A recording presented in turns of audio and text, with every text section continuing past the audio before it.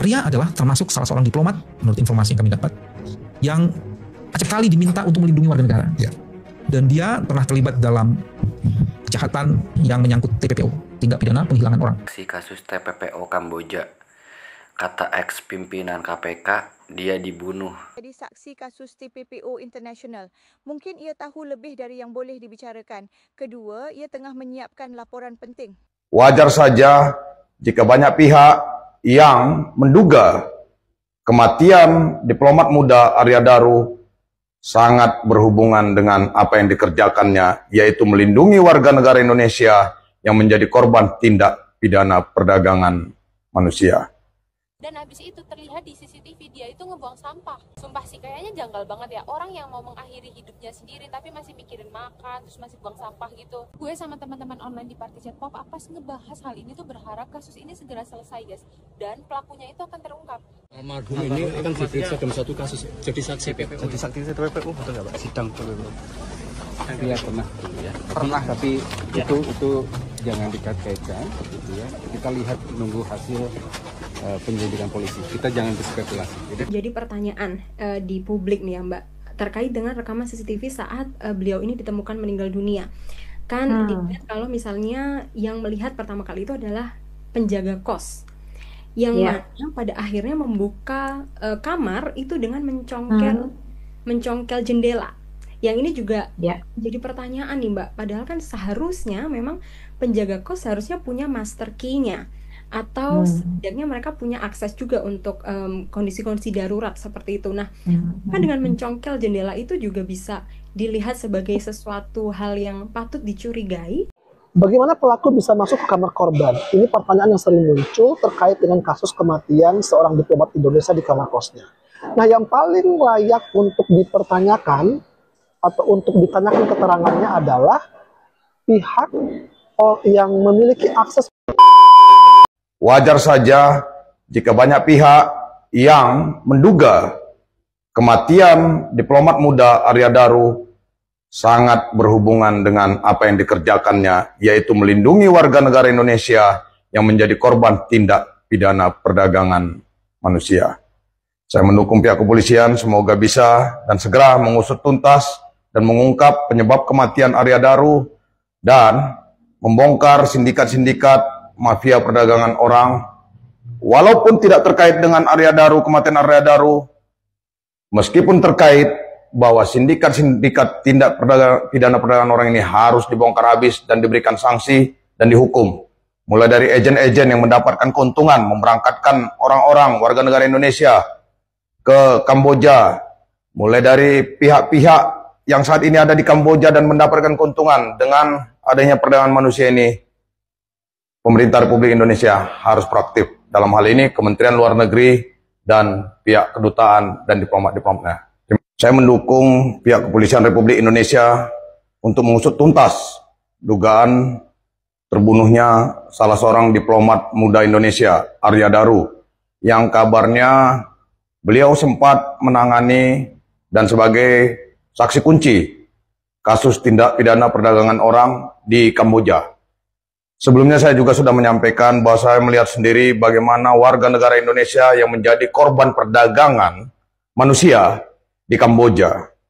Bahwa saya yakin sekali ada jaringan yang kuat dan jaringan yang luas yang bisa saja ini dibackingi oleh pihak-pihak yang berkuasa. Karena itu, tindak pidana perdagangan orang ini adalah permasalahan serius. Kasihan warga negara Indonesia yang ada di Kamboja yang tidak bisa pulang, diperjualbelikan, harus membayar denda, harus membayar hutang, sakit, sementara pemerintah kita tidak aktif, termasuk diplomat kita, pihak kedutaan juga tidak bisa proaktif untuk menyelamatkan mereka. Ini adalah analisis ala Detektif Conan. Berdasarkan data dan fakta yang sudah dipublikasikan media resmi, seorang diplomat muda, Arya Daru Pangayunan, ditemukan tewas. Kepala dililit lakban, tubuh dibungkus selimut, polisi turun tangan, forensik bekerja. Tapi penyebabnya masih jadi misteri. 4 kemungkinan motif pun disusun. Pertama, Arya pernah jadi saksi kasus TPPO International. Mungkin ia tahu lebih dari yang boleh dibicarakan. Kedua, ia tengah menyiapkan laporan penting. Dan laporan itu mungkin menyentuh pihak yang salah. Ketiga, ada pesan tersembunyi di balik kematiannya. Bukan sekadar membungkam, tapi memperingatkan. Keempat, ini bukan aksi individu, tapi bayangan dari sistem gelap yang tak ingin terungkap. 4 dugaan, 1 kematian. Dan 1 pertanyaan, apakah ini hanya insiden atau bagian dari sesuatu yang jauh lebih besar? Guys, lagi viral banget soal diplomat muda Kemlu yaitu Arya Daru yang ditemukan meninggal dunia di kamar kosnya. Jadi beliau ditemukan dengan seluruh kelapanya itu dan semua badannya itu ditutupi oleh selimut. Padahal tanggal 29 besok ini beliau itu akan diberangkatkan ke Finlandia. Beliau sendiri dikenal sebagai orang yang ramah, pekerja keras dan punya karir yang cemerlang. Tapi kasusnya sendiri itu sampai saat ini belum menemukan titik terang, guys. Pasalnya, kamar kosnya itu terkunci dari dalam dan kosnya ini dikenal punya keamanan yang super ketat. Terus nggak ada barang korban yang hilang. Bahkan di lakbannya itu cuma ada sidik jarinya beliau sendiri. Bahkan beberapa jam sebelum kematiannya ini ditemukan, beliau itu pesen makan dulu guys via online. Dan habis itu terlihat di CCTV dia itu ngebuang sampah. Sumpah sih kayaknya janggal banget ya, orang yang mau mengakhiri hidupnya sendiri tapi masih mikirin makan, terus masih buang sampah gitu. Gue sama teman-teman online di Party Chat Pop Appas ngebahas hal ini tuh berharap kasus ini segera selesai guys. Dan pelakunya itu akan terungkap. Gimana guys pendapat kalian soal hal ini? Tulis ya jawabannya di kolom komentar. Bagaimana pelaku bisa masuk ke kamar korban? Ini pertanyaan yang sering muncul terkait dengan kasus kematian seorang diplomat Indonesia di kamar kosnya. Nah, yang paling layak untuk dipertanyakan atau untuk ditanyakan keterangannya adalah pihak yang memiliki akses untuk masuk ke kamar tersebut. Siapa? Kemungkinan pertama adalah pemilik kos atau penanggung jawab terhadap kos tersebut. Apakah penjaga ataupun siapapun itu. Kenapa? Karena terkait dengan kunci ya, ketika kita beli kunci manual misalnya, pasti ada kunci cadangannya. Begitupun kunci yang berbentuk kartu. Nah biasanya seperti di hotel-hotel misalnya itu akan ada namanya kartu masternya, kartu utama yang dapat digunakan oleh petugas ataupun orang yang dipercaya untuk bisa akses masuk ke kamar tersebut. Nah ini yang paling pertama kali yang perlu dicurigai siapa yang bisa masuk ke kamar tersebut. Ini bukan tersangka, tapi yang paling layak untuk dipertanyakan keterangannya. Yang kedua adalah keluarganya, pihak keluarga terdekatnya. Ya, kenapa? Mungkin saja keluarga ini memiliki akses untuk masuk ke kamar kosnya juga. Misalnya, ini kan sering keluar negeri, mungkin sesekali ya keluarga, entah siapa itu, baik yang terdekat, mungkin terutama itu mau datang ke kosnya, ya pasti dia akan punya akses kunci untuk masuk juga. Ini kemungkinan kedua ya, walaupun itu tidak mungkin, tapi ini ada kemungkinannya. Nah itu yang perlu dipertanyakan terkait dengan kasus ini, karena memang kondisinya adalah kamar korban terkunci dari dalam, dan kuncinya masih ada di dalam. Nah, menurut kalian tentang meninggalnya Arya Daru, ini Bunda melihat ada keganjilan yang memang merupakan seperti kayak misteri. Nah, tapi di sini juga ini ada semacam kalau aku lihat terjadinya itu semacam kayak dihabisin lah nyawanya itu. Aku lihat ganjilnya ini seperti kayak misteri. Nah, karena sebelumnya kalau Bunda lihat dia itu semacam kayak ketakutan gitu, seperti ada ancaman, semacam kayak ada telepon, ada inian gitu, seperti kayak gitulah ya.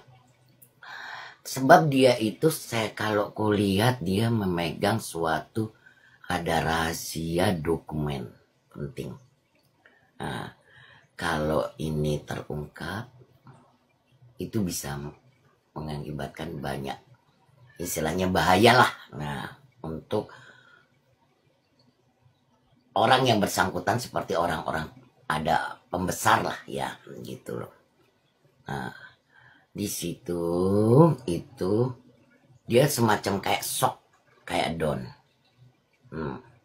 Jadi di antara aku aku hidup dan mati, aku hidup dan mati, aku hidup. Nah di situ dia shock, badannya dia itu hidup tapi kayak mati. Nah, ternyata kejadian dengan ya semacam kayak keganjilan, kayak ya ada politiknya.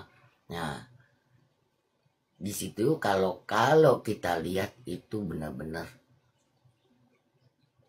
terjadinya itu dia memang terjadi menghilangkan nyawa. Nah, dihilangkan nyawanya gitu. Nah, dengan orang yang sebenarnya misterius gitu loh. Nah, kenapa sampai dilakban? Tapi kalau aku lihat nggak lama sih itu akan terungkap. Karena bukan apa-apa.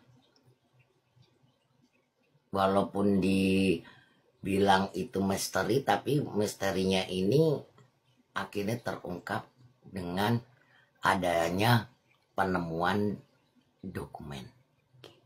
Kira-kira memegang rahasia apa sih Bunda?